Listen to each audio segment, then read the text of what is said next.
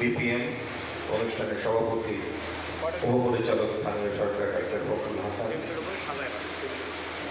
অতিরিক্ত জেলা প্রশাসক সার্বিক মেজবাউদ্দিন, উপপরিচালক সমাজসেবা অধিদপ্তর, আমার সামনে উপস্থিত জেলা প্রশাসনের অতিরিক্ত জেলা প্রশাসকবৃন্দ, সদর উপজেলার সম্মানিত উপজেলা নির্বাহী অফিসার, সহকারী কমিশনার, সিনিয়র সহকারী কমিশনার, অন্যান্য দপ্তরের কর্মকর্তাবৃন্দ এবং ইলেকট্রনিক ও প্রিন্ট মিডিয়ার সম্মানিত সাংবাদিক ভাইরা, আসসালামু আলাইকুম। প্রত্যেক বছর আমরা জাতীয় পর্যায়ে বা রাষ্ট্রীয়ভাবে আমাদের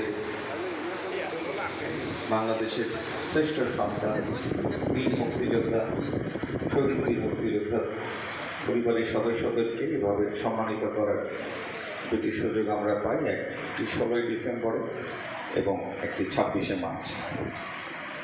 আমাদের বীর মুক্তিযোদ্ধারা বেশিরভাগই বয়সের ভারে লোকজন, অনেক রোগ ব্যাধি তাদের শরীরে, কিন্তু তাদের যে দেশপ্রেম এবং তাদের যে মনোবল এবং প্রত্যেকের ভিতরেই এই বাংলাদেশকে শত্রুমুক্ত রাখা, নিরাপদ রাখার যে দৃঢ় একটি সত্তা এবং একটি দৃঢ় মনোবল, সেটি উল্লেখযোগ্য। এবং প্রত্যেক বীর মুক্তিযোদ্ধার সঙ্গে আমি যখনই কথা বলি, তাদের সংস্পর্শে আসি, তাদের জীবনের শেষ দিনটিও তারা এই দেশের স্বাধীনতার জন্য, এই দেশের সার্বভৌমত্ব রক্ষার জন্য একজন অতন্দ্র প্রহরীর মতো তাদের দায়িত্ব পালন করতে চান, এইরকম মনোভাব তাদের মধ্যে আমি দেখেছি। আমাদের মহান স্বাধীনতা যুদ্ধের যে পটভূমি, সেটি শুরু হয়েছিল কিন্তু এই গণতন্ত্রকে পুনরুদ্ধার, শোষণ বঞ্চনা থেকে মুক্তি এবং অর্থনৈতিক মুক্তিসহ আরও অনেক দাবি দেওয়ার পরিপ্রেক্ষিতে। এবং এই বাগেরহাটেই 21শে মে কয়েকশো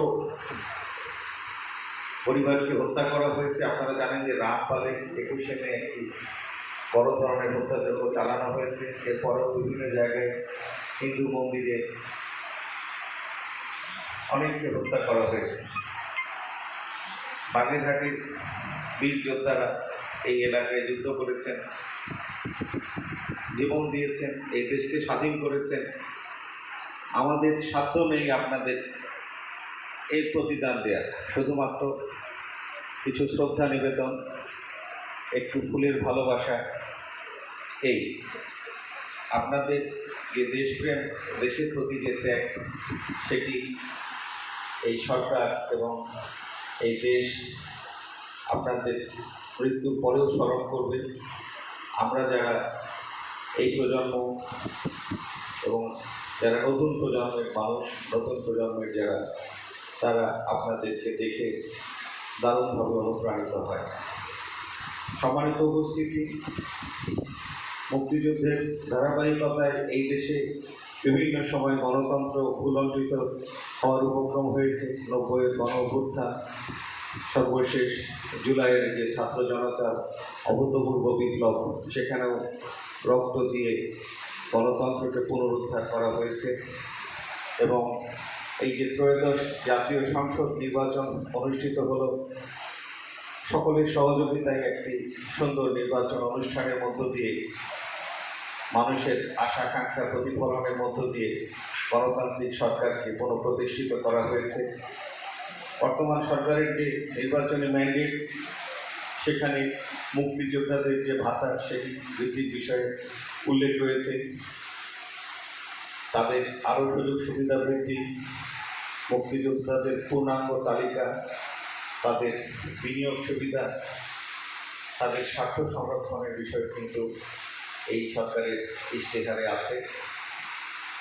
এছাড়া এই সরকারের যে স্লোগান, সবার আগে বাংলাদেশ, সেটিও এই দেশের উন্নয়নের জন্য এবং গণতন্ত্রের পক্ষে কথা বলছি।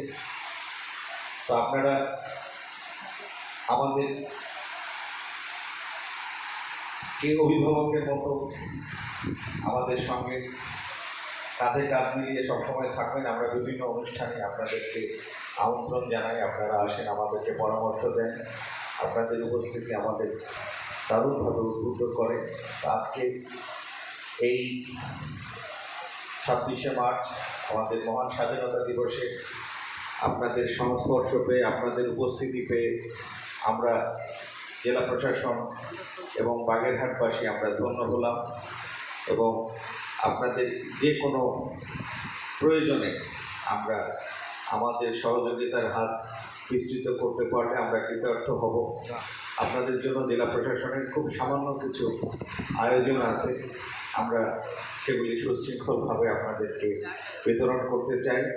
এবং আমার একটি ব্যক্তিগত ইচ্ছা, বীর মুক্তিযোদ্ধা যারা জীবিত আছেন তারা অন্তত 100 বছর শতায়ু হন। আপনারা, আল্লাহ আপনাদেরকে সেই হায়াতে তৈয়বা দান করুন, সুস্থতা দান করুন এবং আপনারা আমাদের মাথার উপরে অভিভাবক হয়ে বটবৃক্ষের ছায়া হয়ে থাকেন এবং আমরা সবাই মিলে এই বাংলাদেশকে রক্ষা করি, বাংলাদেশের সার্বভৌমত্বকে রক্ষা করি, এই আশা রেখে আপনাদের সকলের অশেষ কল্যাণ কামনা করি আমার বক্তব্য শেষ করছি। আসসালামু আলাইকুম। ধন্যবাদ আজকের অনুষ্ঠানের প্রধান অতিথি মহোদয়কে তার দিক নির্দেশনামূলক বক্তব্য প্রদানের জন্য। সম্মানিত উপস্থিতি, আপনাদের অনেক ধন্যবাদ আমাদের সাথে থাকার জন্য। প্রধান অতিথির সম্মতিক্রমে আজকের অনুষ্ঠানের সমাপ্তি ঘোষণা করছি। এই পর্যায়ে সমাপ্তি